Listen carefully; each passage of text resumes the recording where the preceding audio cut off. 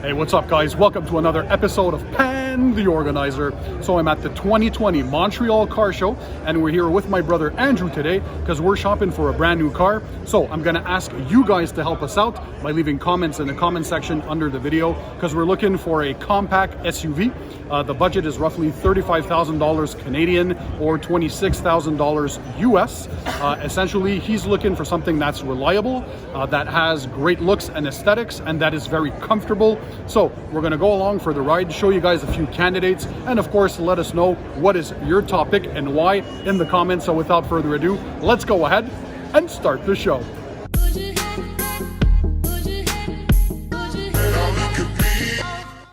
All right, guys, so let's get started. We're going to help my brother find a compact SUV. Again, we're looking for comfort, we're looking for fuel efficiency, and we're also looking for something that's stylish. And keep in mind, because we're in the province of Quebec in Montreal, Canada, lots of snow, so we also want all-wheel drive. So we're going to be looking at the base trim of every model to have an apples-to-apples comparison. We're going to talk about price, fuel efficiency, size of engines, so on and so forth. So the first one here is the Volkswagen Tiguan. We're looking at the Trendline, so that's the trim package. It comes with 4Motion all-wheel drive, a 2-liter 4-cylinder turbo engine with 184 horsepower and an 8-speed automatic transmission. The fuel consumption, or the fuel efficiency, is 9.4 liters per 100 kilometers combined, and the base price is $32,040 Canadian. So a pretty decent price. It has some decent looks.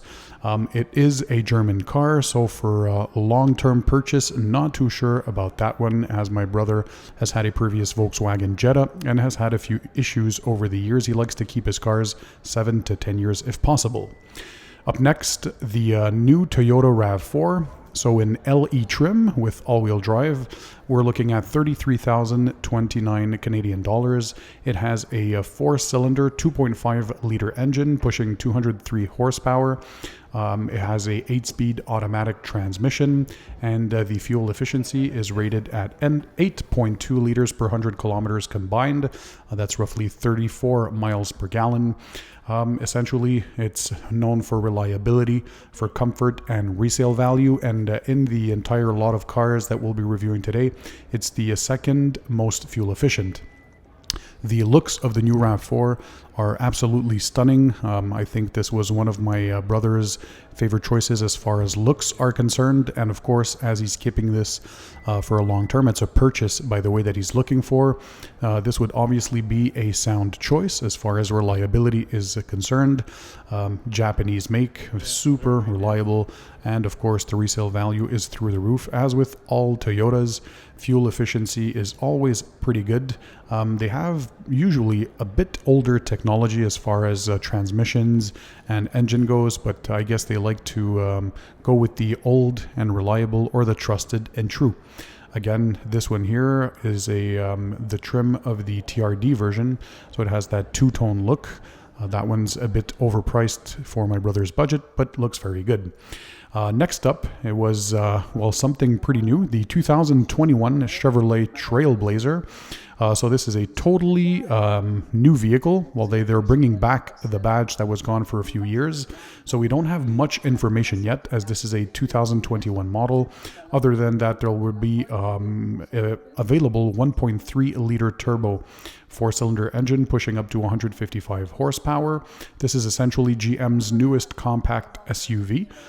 Basically, if you look at their lineup, it sits over the Chevrolet Trax, but under the Chevrolet Equinox. So the looks of this one, well, obviously was pretty stunning. I don't have much experience with American cars, as I've had mainly Japanese and German cars, so hard for me to give my brother any advice on this. So again, I'm looking for you guys to come in the comment section, and again, make sure you leave your top pick from all the vehicles that we'll be presenting today. If you've owned the vehicle, why don't you tell us what your experience was with the customer service? Did you have any major issues? Your overall experience with it, and if you'd repurchase a vehicle from the same brand that you currently own. Or if you don't have any of these vehicles, well, which one would be your number one pick? Next, we have the Ford Edge in SE trim, all-wheel drive. This is a bit of a stretch as far as budget goes because I think it's a bit of a larger vehicle. It starts at 35,799 Canadian dollars. It has a 2.0 liter EcoBoost 4-cylinder turbo engine pushing 250 horsepower. It comes with an 8-speed automatic transmission. The combined fuel consumption is 10 liters per 100 kilometers. So this is probably the most powerful one of the bunch that we're reviewing today. But again, this is by far the most expensive because it's maybe not apples to apples comparison as far as this one goes, but still pretty close to the $35,000 Canadian budget that my brother has for the purchase of the car. That's excluding taxes, of course, so it'll give him a bit of leeway when comes time to pick and select a few options, because most of the vehicles, well, as you guys know, you can select bigger rims, you can have leatherette sometimes for the seats to make it look better, better tires, and convenient features such as automatic tailgates, better sound systems. Sometimes some vehicles have optional or better sound insulation or sound deadening for the vehicle. So yeah, that's it for the Ford Edge.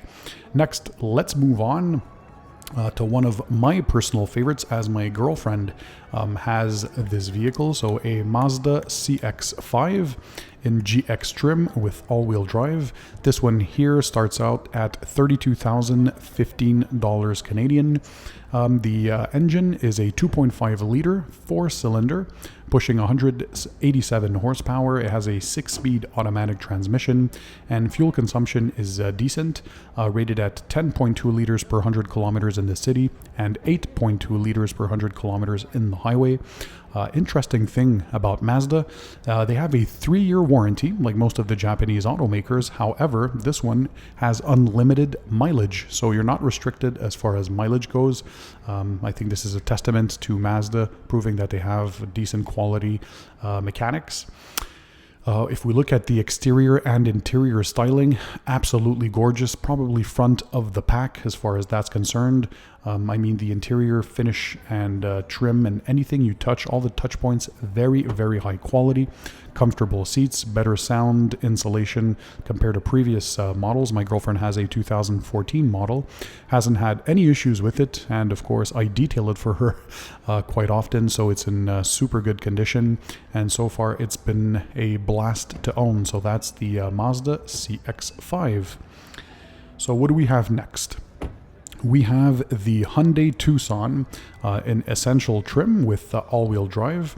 This has a 2-liter 4-cylinder engine pushing 161 horsepower. Comes with a 6-speed automatic transmission.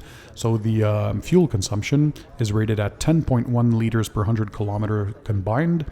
We're also looking at the base price of 30,673 Canadian dollars, which places it at the second less expensive model that we looked at. Interesting, Hyundai and Kia, Korean brands, they have a 5-year warranty or 100,000 kilometers. So that's very good for people who are looking for a decent purchase and who obviously keep their cars for a long time. That can be a game changer. Because, well, you're not going to be investing into reliability costs. Of course, owning a vehicle, as you guys know, well, there's some costs that are attached to that. And if you get unlucky after the 3 years of ownership, well, Hyundai and Kia, they have that 5-year warranty, bumper to bumper. So essentially, that's good because it reduces costs for owners and allows you to make a sound decision when you're buying. However, the long-term reliability, so 6+ years, still has a question mark in my opinion for Hyundai and Kia motors. Let me know in the comment section down below if you guys owned a Hyundai and Kia in the recent years, and if you guys have gone over 6 years with them, if there were any issues, because we have never owned a vehicle from that brand. I do have a friend that has a Hyundai Tucson. It's a 2018 or 19. I'm not sure if I remember, but I know I detailed it in one of my videos. It's that black vehicle I did the Meguiar's hybrid ceramic wax detailing video with. That's my brother, by the way, that we can see in the driver's seat. Sorry. So he was looking at the driver interfaces and, of course, making sure that the seats were super comfortable. Next up, we had the Honda CR-V in LX trim. This has a new 1.5 liter turbo 4-cylinder. So they ditched the old 2.4 liter without a turbo, and this new 1.5 pushes 190 horsepower, has a CVT transmission, super amazing fuel economy at 8.1 liters per 100 kilometers combined. So this is the most fuel efficient vehicle of the bunch. The price starts at $33,420, so on the more expensive side. However, it is the most expensive of all the bunch that we looked at the car show. But again, great reliability from Honda, very good resale value along with the Toyota RAV4, probably the two with the highest resale value in the compact SUV segment in the non-premium brands, of course. So great overall package. My parents have a Honda Accord from 2014. The only thing I saw was the paint that seemed a bit thin. So of course, for a detailer like me, paint quality has been not so good for Honda in the past years. Hopefully the newer models have better paint. You guys can also let me know. As the interior and exterior aesthetics, pretty basic stuff. To my opinion, I think the RAV4 looks a bit better. What do you guys think? So it's a standard layout. I mean, everything is laid out properly, so the driver interfaces, easy access. The seats are very comfortable in all Honda cars. Again, the reliability and resale value for a person like my brother who does a long-term purchase is very important, and he shouldn't be visiting the dealership too often for repairs, given Honda's awesome track record as far as reliability goes. So what do we have next?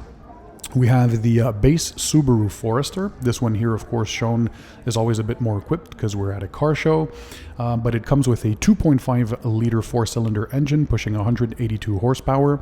Again, Subaru is using a CVT transmission. So Nissan, Subaru, Honda are some of the companies that love using CVT transmissions. So it's not for everyone. Some people don't like continuously variable transmissions. So those are the ones that don't necessarily have changing gears like a traditional automatic transmission, but they help for fuel efficiency. Talking about fuel efficiency, this one is rated at 9.0 liters per 100 kilometers in the city and 7.2 liters per 100 kilometers on the highway. And the price is $30,733 Canadian. Again, Japanese maker, known for reliability. Everything is very well laid out. The interior seems pretty basic, except of course for this upgraded trim, which adds a bit more color and contrast to pop. But everything is well laid out. Everything is easy to use. They have easy menus, easy infotainment.